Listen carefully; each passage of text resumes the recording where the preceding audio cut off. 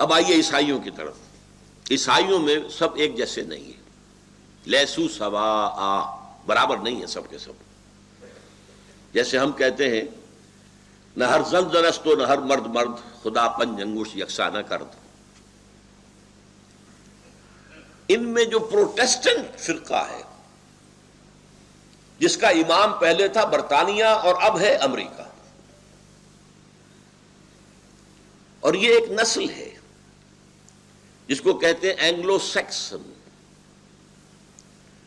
تو ویسٹ کی ایک اصطلاح ہے وائٹ اینگلو سیکسن پروٹیسٹنٹس۔ یہ سب یہود کے پشت پناہ ہیں، مددگار ہیں، عیسائی۔ بلکہ یہاں تک کہ یہ یہودی جو مذہبی یہودی ہیں، ان سے بھی زیادہ اسرائیل کے اس وقت سپورٹر ہیں۔ یہ ہمیں بتایا تھا ایک یہودی عالم نے، یہ آج سے کچھ 6 سال پہلے تنظیم اسلامی نارتھ امریکہ کا کنونشن تھا ہیوسٹن میں۔ وہاں ہم نے ایک سیشن رکھا تھا جس میں ایک عیسائی کو ایک یہودی کو بھی بلایا تھا۔ ایک پروفیسر ایمیریٹس بڑا بوڑھا یہودی بھی آیا تھا، ڈاکٹر وشوگراڈ۔ اس نے 2 باتیں عجیب کہی تھی، اور میں پھر اس سے اسی وجہ سے بعد میں علیحدہ بھی ملا۔ ایک تو میں حیران ہوا کہ اس نے کہا Islam is the ideal religion for whole of mankind except the Jews. گویا کہ عیسائیت کی نفی، ہندو مت کی نفی، ہر چیز کی نفی، بس سوائے یہودیت کے۔ دوسری بات یہ کہی کہ اسرائیل کو تو ہم سپورٹ تو نہیں کرتے، اسرائیل کو تو یہ یہاں کے عیسائی سپورٹ کر رہے ہیں۔ ساری اکانومی انہیں امریکہ سے ملتی ہے، ساری مدد انہیں 5 ارب تو انہیں ہر سال مل جاتا ہے، 5 ارب ڈالر۔ باقی جب کوئی کام امریکہ کہتا ہے یہ یوں کرو، اچھا لاؤ پیسے۔ 10 ارب کا معاملہ تھا جب اس بش کا باپ تھا، سینئر بش۔ 10 ارب وہ مانگ رہے تھے سیٹلمنٹ کے لیے، کہ ہم یہاں پہ یہودیوں کو سیٹل کرنے کے لیے آبادیاں بنائیں، پیسے دو، 10 ارب چاہیے ہمیں۔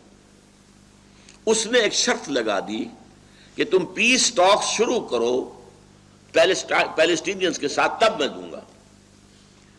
یہودی ناراض ہوئے، پیچ و تاب کھائے، لیکن ماننی پڑی اس وقت شرط۔ لیکن اس کی سزا یہ دی اس کو کہ اگلے الیکشن میں 0 ہو گئے۔ 10 ارب لے لیے، بدلہ اسے چکا لیا۔ تو عیسائیوں میں یہ Protestants, especially the Baptist, especially the evangelist, اب یہ الفاظ ایسے ہیں کہ جو آپ نہیں سمجھ سکتے، ان کی اکثریت ہے امریکہ کے اندر، اور وہ سپورٹ کر رہے ہیں اسرائیل کو۔ اور کس بنیاد پر کر رہے ہیں؟ ذرا فرق ہے، مختلف۔ وہ بھی قائل ہے اس کے کہ آرمگیڈون ہونی چاہیے، عالمی جنگ تیسری جلد از جلد ہونی چاہیے، اس کے نتیجے میں گریٹر اسرائیل وجود میں آنا چاہیے، اس کے نتیجے میں 3rd ٹیمپل تعمیر ہونا چاہیے، اس کے نتیجے میں تھرون آف ڈیوڈ لا کر رکھا جائے، تخت داؤد علیہ السلام۔ تب حضرت عیسیٰ نازل ہوں گے دوبارہ، اور اس تخت کے اوپر بیٹھ کر پوری دنیا پر حکومت کریں گے۔ یعنی پروگرام وہی ہے، فرق کا ہے، وہ اپنے مسیح اور یہ اپنے حضرت مسیح جیسس کرائسٹ، ان کے منتظر۔ ان کے خیال میں ان کا مسیح آئے گا، وہ بیٹھے گا تخت داؤد پر۔ ان کے خیال میں حضرت عیسیٰ اتریں گے، وہ بیٹھیں گے تخت داؤد پر۔ اور یہ تخت داؤد کس بلا کا نام ہے؟ ریسنٹلی مجھے اس کے مطالعے کا موقع ملا۔ ایک پتھر تھا جس پر کہ بیٹھ کر حضرت داؤد کی کورونیشن ہوئی تھی، تاج پوشی ہوئی تھی، بادشاہ مانا گیا تھا۔ ظاہر بات ہے کہ وہاں کوئی تھرون تو تھے ہی نہیں، ایک پتھر کے اوپر بیٹھ کر وہ کام ہوا۔ اسی پتھر پر حضرت سلیمان کی تاج پوشی ہوئی۔ وہ پتھر ان کے ہاں چلا آ رہا تھا۔ سن 70 عیسوی میں جب رومن جنرل نے تباہ کیا ہے معبد کو، تو وہ پتھر لے گیا روم سے وہ چلا گیا آئرلینڈ، وہ بہت بڑی جو کیتھولک جو آبادی ہے، آج بھی جنگ ہو رہی ہے کیتھولک کے اندر اور پروٹیسٹنٹس کے اندر آئرلینڈ میں۔ وہاں سے وہ آیا ہے انگلینڈ میں، انگلینڈ میں وہ پتھر جب آیا تو 14ویں صدی عیسوی میں اس کو ایک کرسی کے اندر سیٹ کے اعتبار سے بنا دیا گیا. اب وہ تھرون بن گیا، جیسے کہ تھرون ہوتے تھے، لیکن اس کی سیٹ اسی پتھر کی بنی ہوئی. وہ اب بھی موجود ہے، پتھر رکھا ہوا ہے. Westminster Abbey, Westminster ان کی پارلیمنٹ کی عمارت ہے، اس پارلیمنٹ کے ساتھ ایک چرچ ہے ویسٹ منسٹر ایبے. اسی ایبے میں جا کر کوئی پرنس کی شادی ہوتی ہے، اسی طرح کرسی پہ بیٹھ کر انگریزوں کا حکمران جو ہے اس کی تاج پوشی کی جاتی ہے. یہ ابھی تک روایت چلی آ رہی ہے. تو ان کا خیال یہ ہے کہ وہ تخت بھی لا کر ہم رکھ دیں گے اس معبد میں کہ جو بنے گا، اور پھر اس پر حضرت مسیح نازل ہوں گے. اب یہ دونوں چیزیں سائیڈ بائی سائیڈ جا رہی ہیں. تھوڑا سا اختلاف اگر ہے تو یورپین جو مین طاقتیں ہیں، یورپ، سینٹرل یورپ کی اصل قوتیں کون سی ہیں؟ فرانس اور جرمنی. باقی چھوٹے چھوٹے ملک ہیں. انگلینڈ وہ ویسے بھی مین یورپ سے تو علیحدہ ہے، وہ تو ایک جزیرہ ہے، اور ویسے بھی وہ زمیمہ ہے یو ایس اے کا. اس حوالے سے یہ جو ہیں یہاں کیتھولک آباد ہے، جو کہ پوپ کو مانتے ہیں اپنا سربراہ. پروٹیسٹنٹس کا کہنا ہے کہ یہ جو اختلاف ہے، جرمنی اور فرانس ایک طرف، عراق کی جنگ کے اندر وہ شامل نہیں ہوئے، علیحدہ رہے. یہ اختلاف صرف سیاسی نہیں ہے، صرف عالمی سطح پر اپنے آپ کو ایسرٹ کرنے کا مقابلہ نہیں ہے، بلکہ یہ اختلاف مذہبی بھی ہے. وہ کیتھولکس ہیں، یہ پروٹیسٹنٹس ہیں. اور پروٹیسٹنٹس جو ہیں یہ کیتھولکس کو کافر کہتے ہیں، انفیڈلز، اور پوپ کو شیطان کہتے ہیں. ان کا ایک رسالہ نکلتا ہے ماہنامہ فلاڈلفیا سے، امریکہ سے، ٹرمپٹ. کچھ عرصے سے میں اس کو دیکھ رہا ہوں. ان کا کہنا یہ ہے کہ اصل میں اس وقت جو یورپ ایک ہو رہا ہے، یہ معاملہ سیاسی نہیں ہے، مذہبی ہے، اور پوپ اس کے درمیان میں ہے. اصل موونگ جو طاقت ہے وہ پوپ کی ہے. اور یہ پوپ واقعتاً ایسا ثابت ہوا ہے کہ جس نے موو کیا ہے پوری دنیا میں. اس سے پہلے پوپ اپنے گھر میں بیٹھا رہتا تھا ویٹیکان میں، باہر نہیں نکلا. اور یہ پوپ بڑھاپے کے باوجود سخت ترین کہاں کہاں گیا. یہ چاہتا ہے ہولی رومن امپائر دوبارہ دنیا میں ریوائیو کرنا. وہ ہولی رومن امپائر جو پوری یورپ پر چھا گئی تھی، اور افریقہ اور ایشیا کے بھی بہت سے علاقوں کے اوپر چھائی ہوئی تھی، شمالی افریقہ اور مغربی ایشیا. اس ہولی رومن امپائر کو قائم کر کے، اور یہ یورپ کی قوتیں جو ہیں یہ چاہتی ہیں کہ یہ فلسطین کو فتح کرے، اسرائیل بھی ختم، پیلسٹینین سٹیٹ بھی ختم کرے، اور ایک رومن کیتھولک حکومت وہاں پر قائم کرے.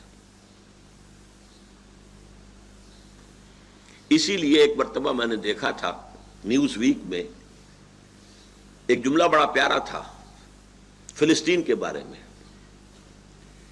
To small a geography but too big a history. 5000 سال کی تاریخ اس سے وابستہ ہے. یہی حضرت ابراہیم تھے، اسحاق تھے، یعقوب تھے. اس یہودیوں کا بھی مقدس ترین مقام یہی ہے. عیسائیوں میں حضرت عیسیٰ یہیں پیدا ہوئے، یہیں سولی چڑھے ان کے عقیدے کے مطابق، یہیں انہوں نے تبلیغ کی، گیلیلی اور مختلف علاقوں میں. لہذا یہ عیسائیوں کا بھی صدر بہت محترم مقام ہے. مسلمانوں کا بھی ہے، وہ حرم کہتے ہیں. تیسرا حرم یہ ہے، پہلا حرم حرم مکی، دوسرا حرم حرم مدنی، تیسرا حرم حرم الحرم الشریف، یہ مسجد اقصی. یہاں سے حضرت محمد صلی اللہ علیہ وسلم کا اسینٹ ٹو دی ہیون، آسمان کی طرف ان کی جو بلند جانے کا معاملہ تھا، یہاں سے شروع ہوا تھا. لہذا ٹو اسمال جیوگرافی ہے کتنا؟ ہماری ریاست بھاولپور جو ہوتی تھی اتنا ہے کل. اس سے زیادہ رقبہ نہیں ہے. لیکن تاریخ اور مذاہب کا کانفلوئنس. لہذا اب آپ دیکھیے یہودیوں کا نقشہ یہ ہے، عیسائیوں کا نقشہ یہ ہے، کیتھولکس کا نقشہ یہ ہے کہ وہ یہاں ایک رومن کہتے، جیسے انہوں نے تیمور وہاں اس کو تقسیم کرا کر اور وہاں ایک رومن کیتھولک حکومت قائم کی ہے. نائجیریا میں جو شدید ترین فساد مسلمانوں میں اور عیسائیوں میں ہوئے ہیں، وہاں بھی عیسائیوں کا اصل مقصد ایک رومن کیتھولک حکومت قائم کرنا ہے. اور پروٹیسٹنٹس کا یہ الزام ہے، میں نے ایک مرتبہ دکھایا بھی تھا، اس جو ٹرمپٹ کا ایک مضمون، اس نے عنوان قائم کیا تھا دی لاسٹ کروسیڈ، آخری کروسیڈ اب ہونے والا ہے، ساری یورپی قوتیں جمع ہو کر حملہ کریں گی اور یہاں عیسائی حکومت قائم کریں گی. کروسیڈ کس لیے تھا؟ اور نوٹ کیجئے پہلے کروسیڈ کب شروع ہوئے تھے؟ سیکنڈ ملینم، یہ کہتے ہیں 1000 سال کو ملینم کہتے ہیں. پہلا ملینم ختم ہو گیا 1000 سال بعد حضرت عیسیٰ کے. دوسرا ملینم شروع ہو گیا 1001 سے. دوسرے ملینم کے شروع میں کروسیڈ شروع ہوئے اور 1099 میں انہوں نے بیت المقدس کو فتح کر لیا.